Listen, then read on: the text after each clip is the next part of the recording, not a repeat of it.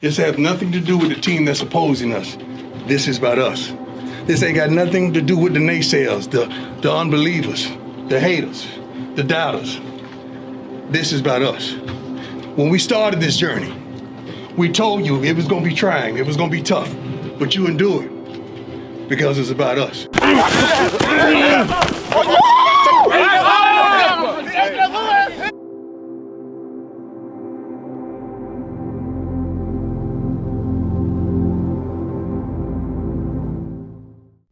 Guys, don't forget to like, comment, and subscribe to our YouTube channel, Petersburg Athletics, so you can catch all the episodes of Coach's Corner.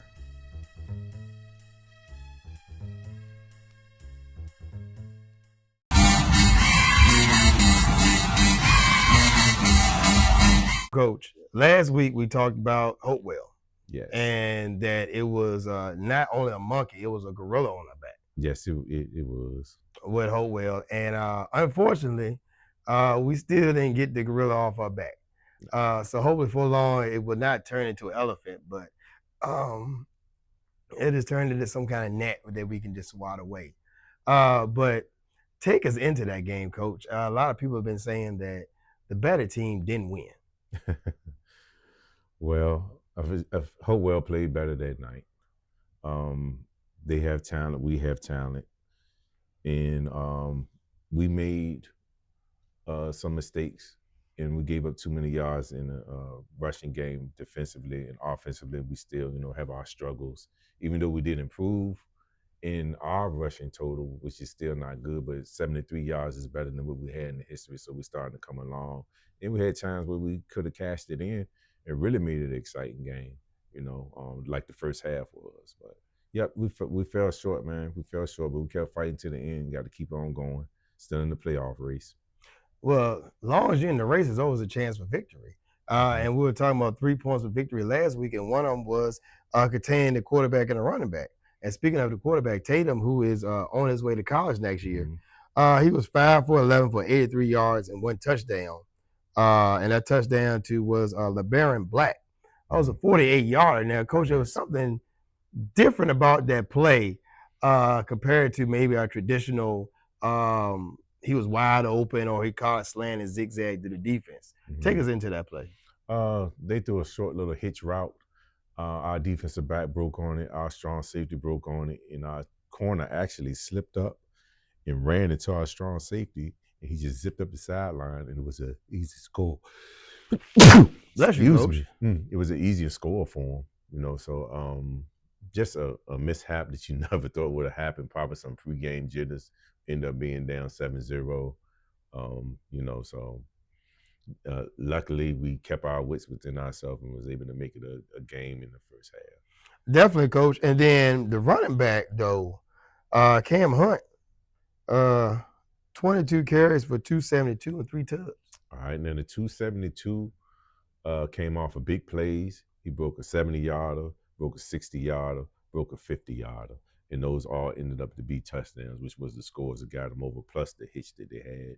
In between, I felt like we balled them up the best we could, did a good job. But, it only take a few plays for them to get over the hump, and they got over the hump versus us on that. They did. And like I said, if you came to the game last Thursday, you saw that the score is not indicative of what really happened. The Wave put up a valiant effort versus the Blue Devils, but again, our offense has been sputtering, but our best offense has been the special teams, is one of the key points that you said last week. Xavier King had a kick return to set up for a score, and then he took a punt return to the house. I felt like Xavier King's been getting us through week after week after week, but versus Hopewell, he just really, really gave us a chance. The punt return and the kick return was just amazing. The punt return for a touchdown came at a key moment for us. We was on their side of the field, and he just was able to read every block and get through and zigzag and score. On the kickoff return, we just gave up a score. He comes back and returns the favor. Xavier, we have to say at the end of that game, he pretty much really was our MVP if we had to pick one. But special teams was a phase that we knew that we had to overcome just to stay in the ball game with them. And those 2 plays that he made help us stay in the ball game. So, Coach, we're sitting here looking at a couple of plays of the X-Man himself, Xavier King. Look at him. Look at his eyes. Look at his vision, and he just finds a way to get to the wall and go to the open space. He's a very good punt returner.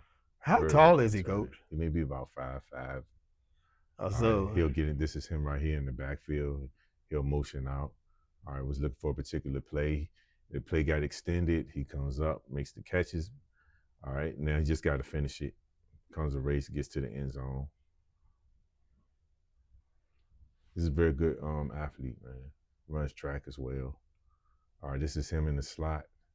Pushes up, get vertical, restacks, makes a great catch, concentrate, didn't worry about getting hit, ends up getting the score. This is something special again. He's very, very good at the special teams, man. Special teams is so underrated, but it means a lot. Hopewell knew about him. They just want to kick it to him anyway. You know what I'm saying? Like, thank you. You know, we appreciate that.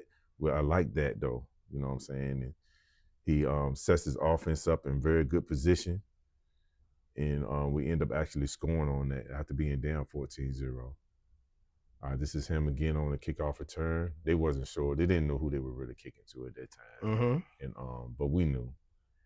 And breaks the tackle, spins, gets up the sideline, scores again. That was a solid tackle, though, Coach. Mm-hmm, he broke off. Yeah, but he's a strong kid too now. He's a real good athlete. Now here's a punt. Now he's talking about a kickoff return. He's talking about punt. Look, he breaks the tackle, makes the first man miss like a punt returner should. Mm-hmm. Gets to the open space, cuts it up, uses speed, uses vision. You know, crying shame they had to call that back, but you know, you can pick and choose when you want to do it. Oh yeah, definitely. You know, all right. So this is him at the slot receiver. He gets vertical. Stanley doesn't see him.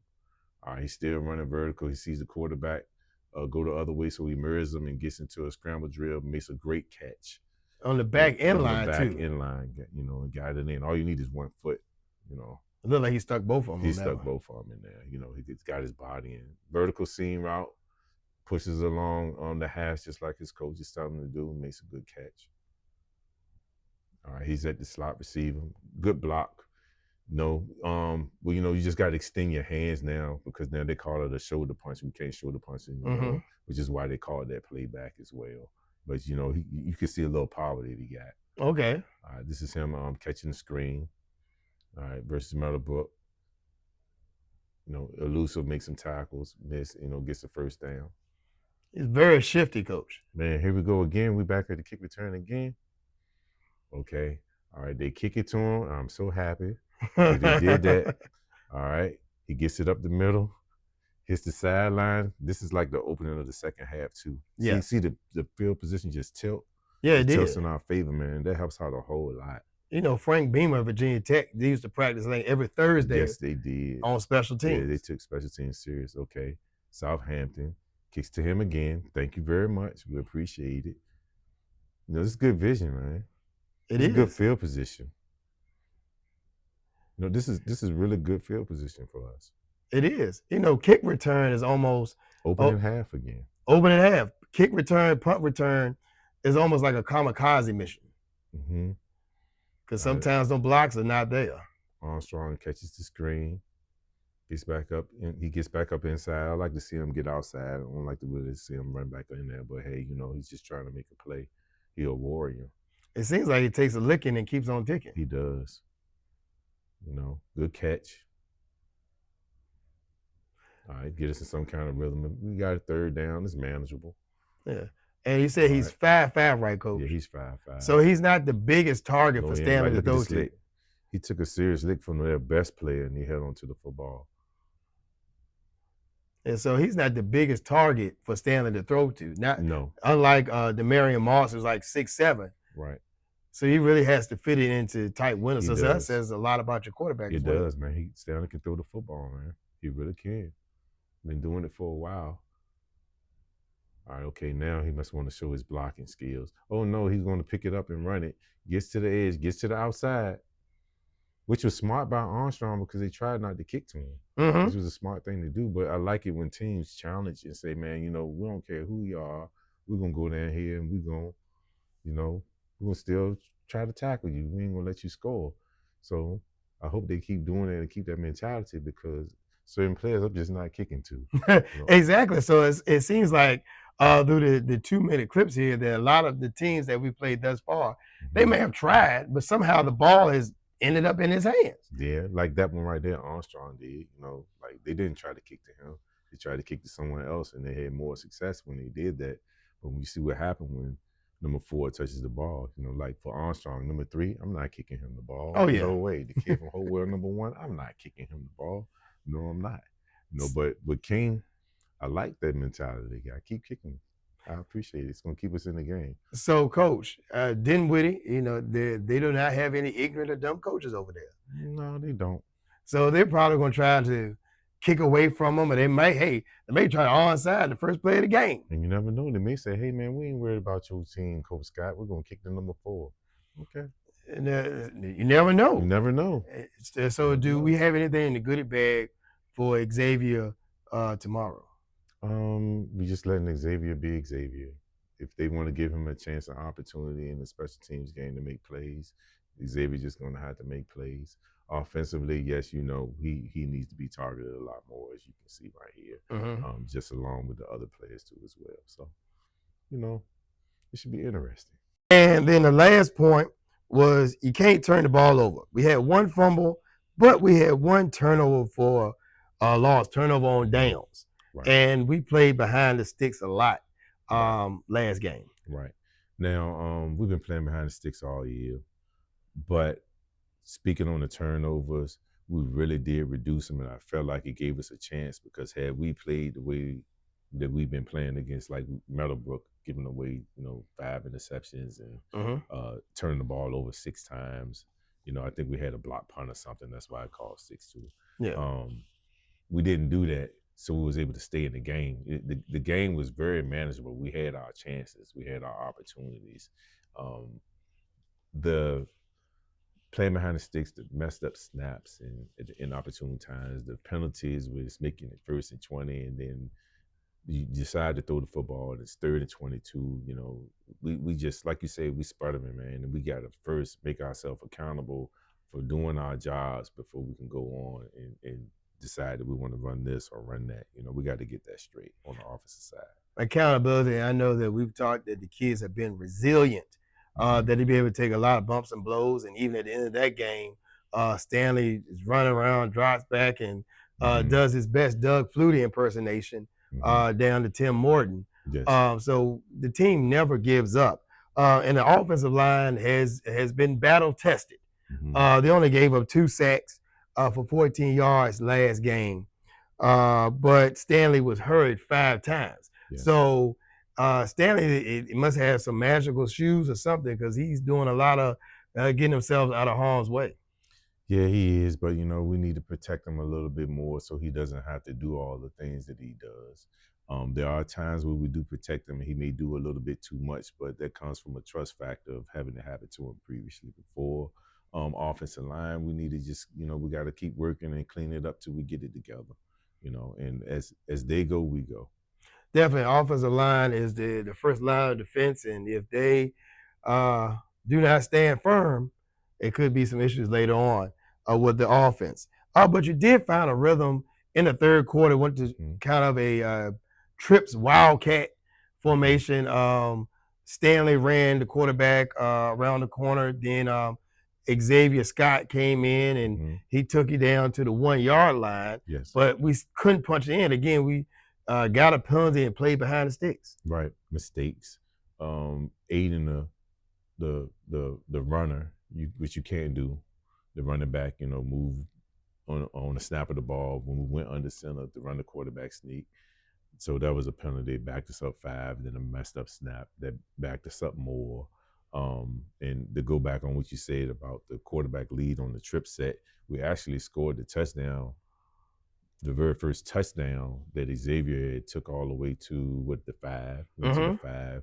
And that was actually a quarterback sweep on the right-hand side by Xavier Scott, who scored the touchdown and had got us down there a little early. So we put in some things to try to spice it up a little bit more, but the execution style, we still got to get better at that. Definitely. Like I said, the X factors, Xavier and Xavier Right. are the X factors in the game. The weather is starting to change, and what better way to keep yourself warm during those late fall football games? None better than a Crimson Wave Spirit Wrap. You can get your custom Crimson Wave Spirit Wrap for only $75 at the high school. Again, that's only $75 for a Crimson Wave Spirit Wrap. It is two-sided and is sure to keep you warm during those late fall football games. Your defense spends a lot of time on the field. How was the defense feeling? Well, it's an interesting stat I want to tell you. All right. Offensively, we had 36 plays. Offensively, from what we have in our record, they ran the ball 28 times, something like that. Mm-hmm. They ran the ball 28 times and they threw it with her like maybe 13. Looking at the statistics, let me go back here. I can give you a number here. They threw it 11 times. You see what I mean? Yeah. You do the math, it's still kind of like low plays. For some reason. It's just happening like that. Previously in other games, the two teams together had almost 150 to 160 plays. But with us, it for some reason it's just not like that. Some of the times we do it to ourselves defensively. You know, we don't get them off on third down, or be third and long, and we'll give up a big play and they'll get a first down. So some of the times we'll do that to ourselves. But it's just a progress and work. We gotta, keep on going, keep on chugging away. Definitely, Coach. Now to go back to the push rule. Now, what's the difference between aiding the runner, as you said, into the end zone, and if the guy's running, it turns into a rugby scrum? Okay, like I'm a Philadelphia Eagle fan, and we got the tush push. You can actually push the ball carrier for as much yards as you want to, as long as they stay up. You cannot do that now for I want to say the last 2 seasons. We could do it before. Okay. The last 2 seasons you can't push the ball carrier. You can push the pal, but you can't push the ball carrier. Okay, so long as there isn't any direct contact with the man. Right. It is okay. So in actuality, you can create a bubble around the ball carrier and push it. Right, but don't push the ball carrier, The nuances of the game, ladies and gentlemen. I know a lot of people in the game last week were like, what is going on? We scored and then there's a flag. And of course, at high school, unlike college or the NFL, the referees do not have any mics. So there's not really clear explanation sometimes of what happened to cause a flag. And on that game, Coach, you lost a key component of your defense, Tyreek Bright. How is he doing? Tyreek is doing much better now. He'll be missing like maybe the next 3 more weeks. That's a big key loss for us. Like, he was really a big part of our defense, and trying to replace him is going to be tough. Last week, Micah Scott didn't play. That really hurt us too, a little bit. But as much as Tyreek, that was a big loss, because him and Micah kind of play different positions now. Micah's going to have to learn the position that he plays, so it's hard to put anything in the next 4 days of trying to do that. So we're still fiddling around trying to do some things, but we really miss Bright. Definitely, Coach. And you talking about installs and putting in not new plays, but making adjustments to the plays you have. And I know last week you were talking to the players about the importance of watching film. And if you've watched any college coach, they talk about the importance of the players watching film. And in college, they have a record of how many times the kids go in and they watch film and things like that. Do you tell your players when they go watch film to look for specifics? Yeah, I do. I tell them to look for specifics, but to be honest with you, at this age, the things I need them to look for, I'm gonna have to let them see what is in my mind or what I'm thinking. They'll still watch film. They watch a lot of film on their own, and they come up with their own ideas of what they see. But it's times where I have to put them together, because it may be something that I see, so I need to let them know how I'm thinking. So when they get on the football field, they got to be able to do what it is that I want them to do. Like this is a great example versus Dinwiddie this week. They play so fast.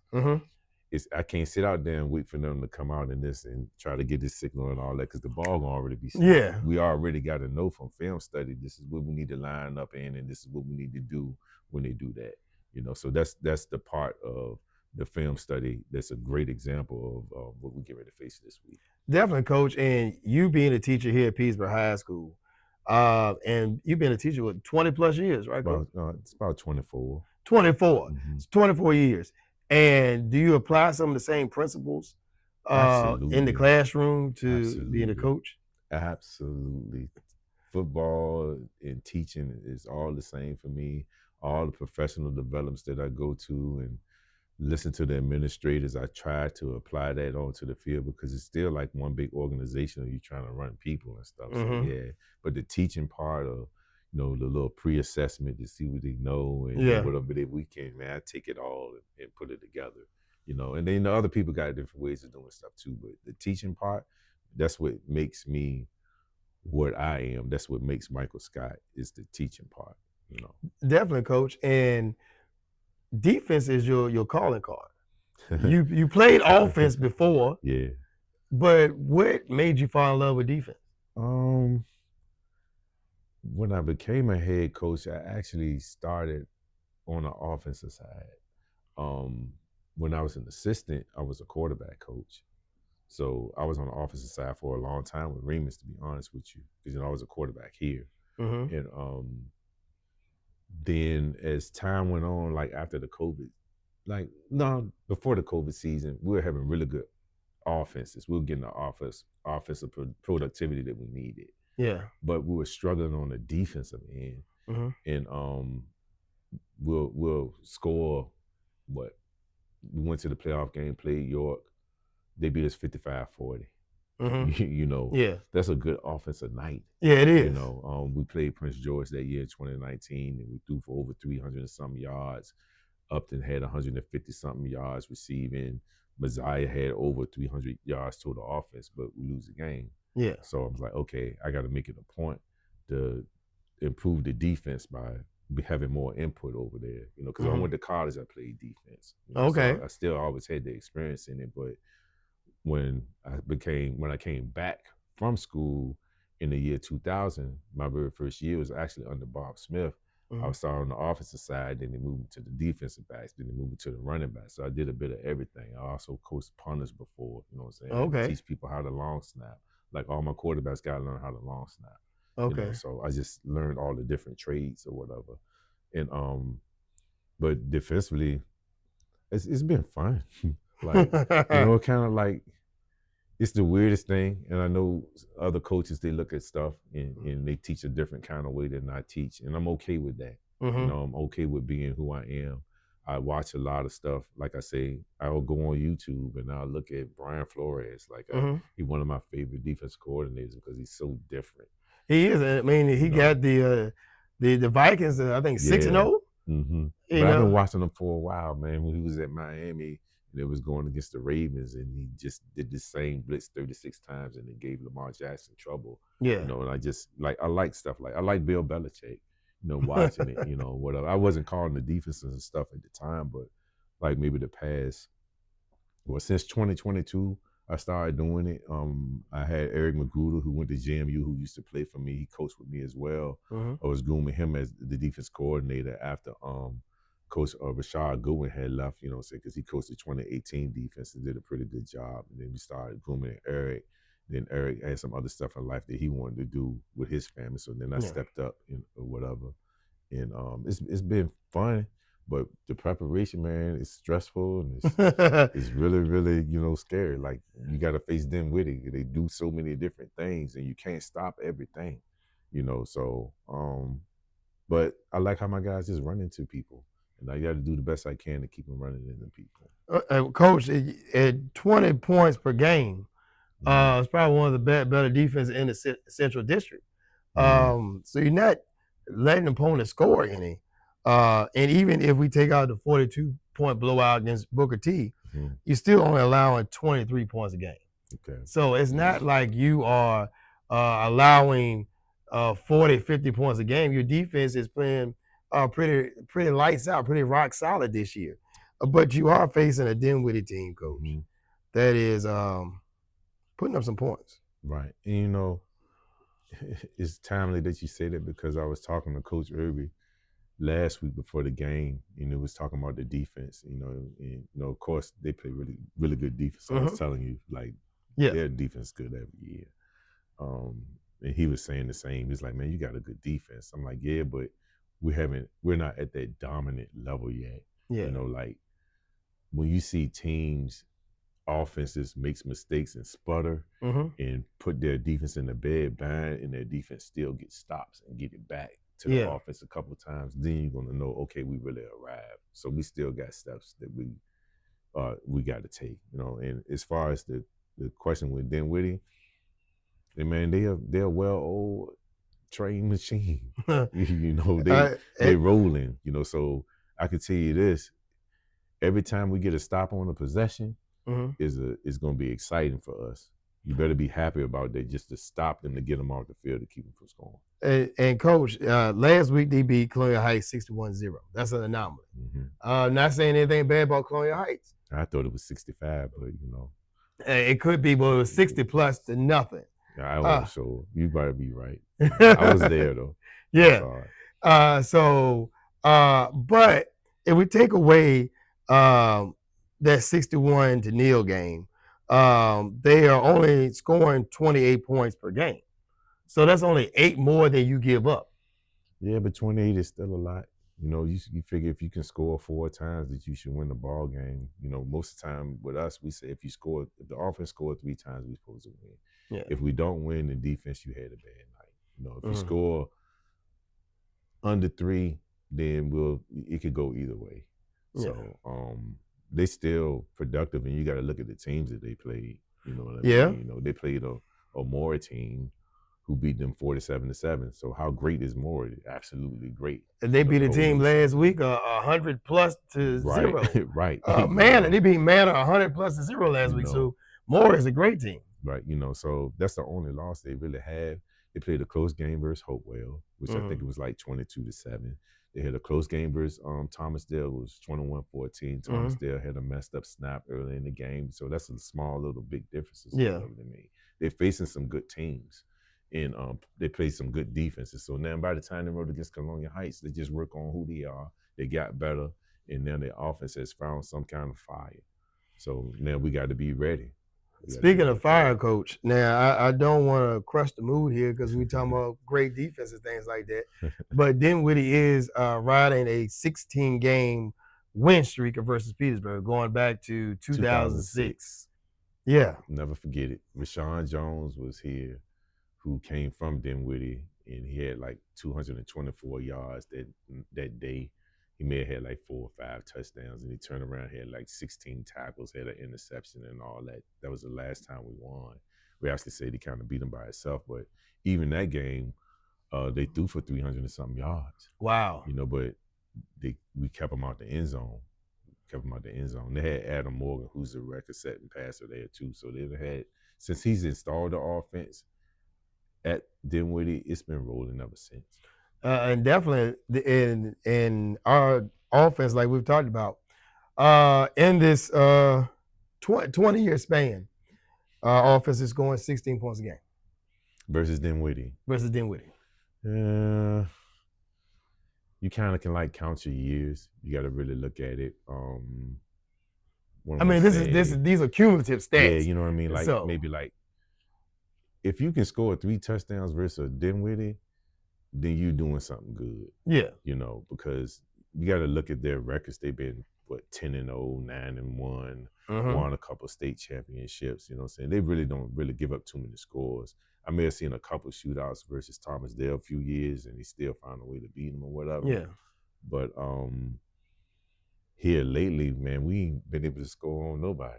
You know, so we just, you know, it ain't on purpose. It's just been tough for us. You know, since the days of Upton Bailey, Messiah Scott, Zashawn Muhammad White, but even Kelvonte Carsons and Samar Muhammad White, they did a good job. Now these guys got to find their own identity and try to generate some kind of offense, man. You know, and the defense got to, be able to step up like the offense stepped up for him versus Southampton, man. Definitely.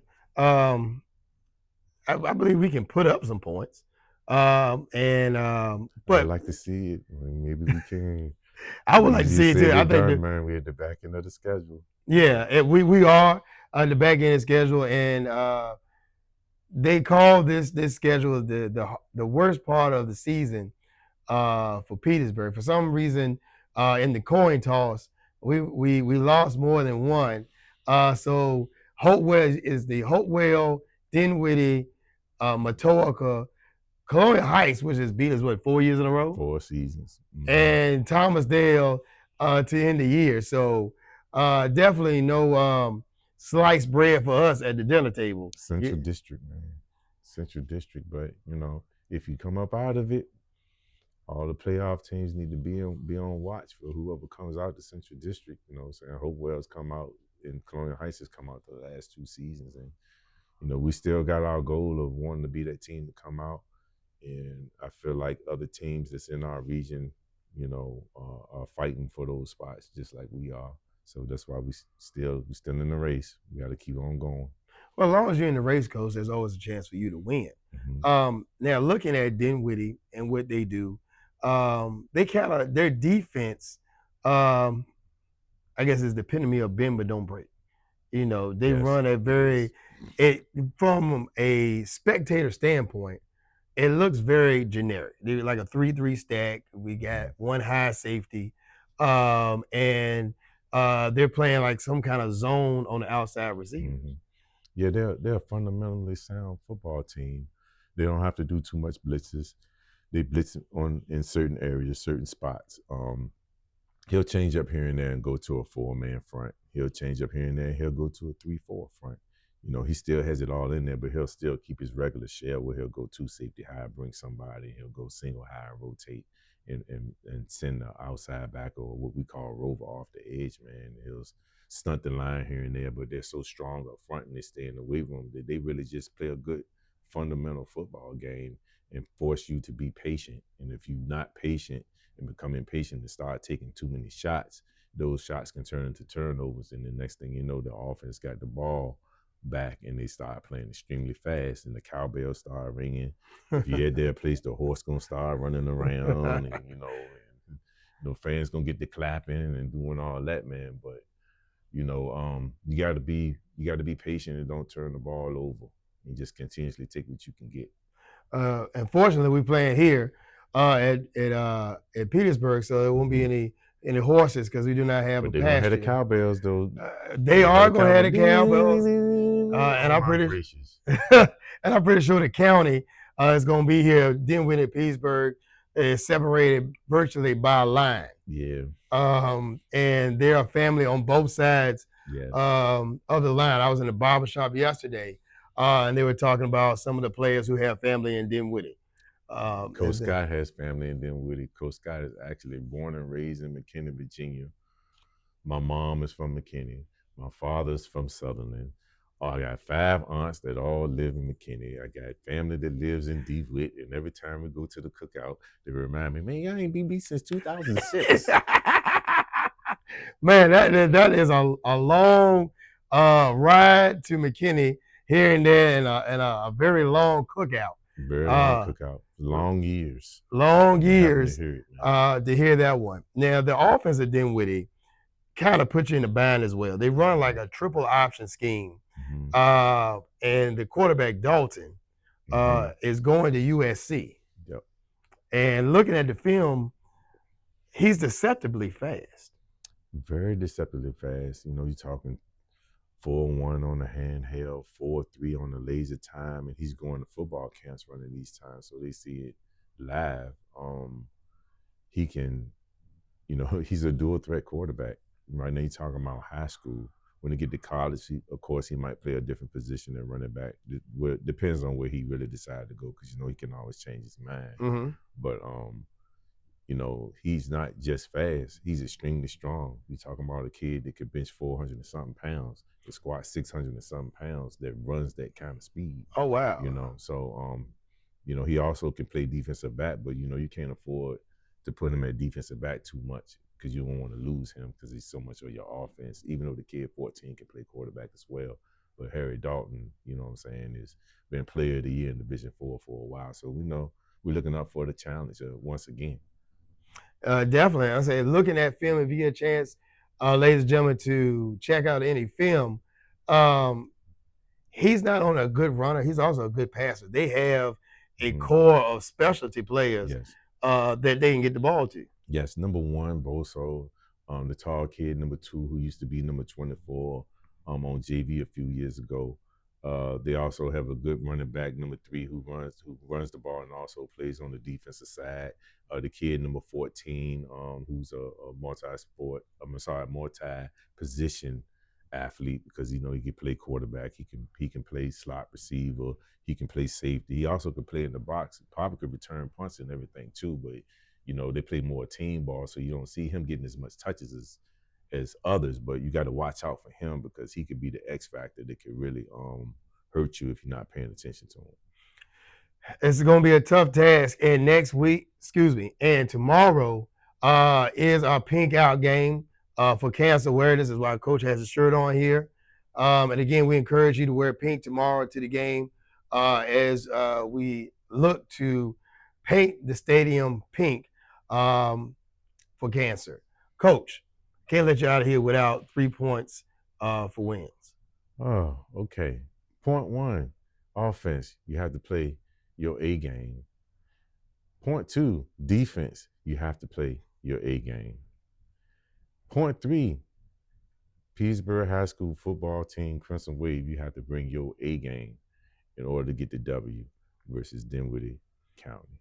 And for a full report card, I'll say fans, you got to bring your A enthusiasm tomorrow to Andrew J. White Field to support the Crimson Wave. Honor roll game, huh, Coach? Honor roll over 4.0. Now we're going dual enrollment. Dual enrollment game. Coming up next week in Wave Athletics, on Monday, we have girls and boys volleyball at home versus Hopewell. Girls tip off at 5:45 p.m. On Tuesday, we have girls and boys volleyball at home versus Colonial Heights. Girls tip off at 5:45 p.m. Also, we have middle school football at Sussex. Game time 6 p.m. On Wednesday, we have JV football at home versus Matoaka. Game time 6 p.m. And on Thursday, we have middle school girls basketball at Dinwiddie. Game time 5 p.m. We also have girls and boys volleyball at Thomasdale. Girls tip off at 5:45 p.m. And finally, we have varsity football at Matoaka at 7 p.m. Fans, you can get your tickets at gofan.co. And always, thank you for supporting Wave Athletics.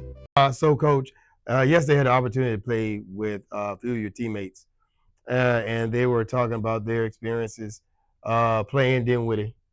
And they talked about your exploits as a quarterback. As Coach mentioned earlier, he played quarterback in high school. In one particular game that you came in, you was fired up, and you showed up and came in clutch and won the game.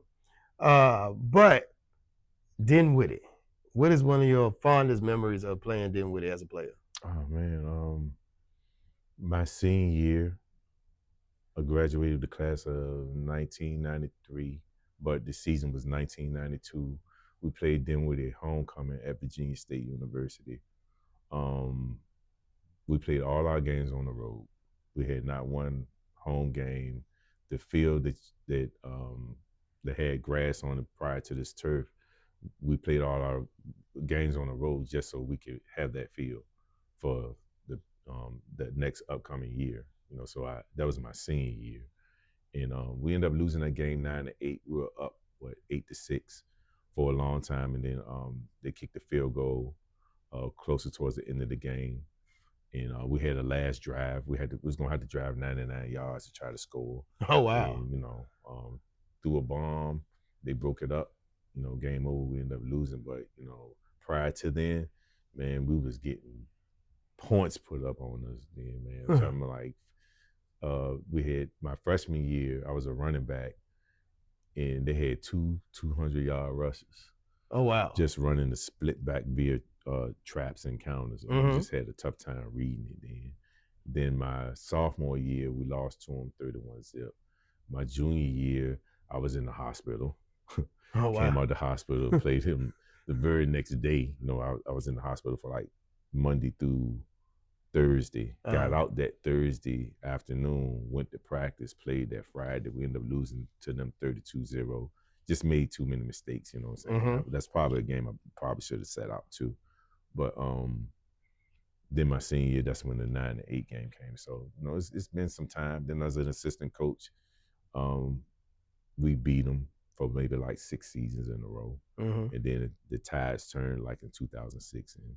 And, they got a lot to lose. We're playing with house money at this point right now. So they do have a lot to lose. I mean, if they lose to Petersburg, it's they're gonna be very upset. Upset. And I would hate to see who they play after us if they lose, because this is the last game of a 5-game away. They're playing 5 games away, Coach. You think that's gonna have any effect? No home cooking? Nah, Dinwiddie, they're gonna treat every field like it's his home, like it's their home. That's just what they do. It's a tradition of them. They're gonna love this turf. It's their first time coming here, actually playing on this turf. So they're gonna bring their game, and we got to bring our game too. And let's go ahead and make this exciting. Definitely, hey, fans, you can get your tickets at gofan.co. Gofan.co. You can get your tickets there. Game time is at 7:00. Kickoff is at 7:00 tomorrow here at Andrew J. White Field on the campus of Petersburg High School. As always, Coach, it's great speaking with you this week. And what we got for we still rolling wave? Roll wave. Hey, man, wear y'all pink, Petersburg. Come on out here, wear your pink. Roll wave, guys. We'll see you next week.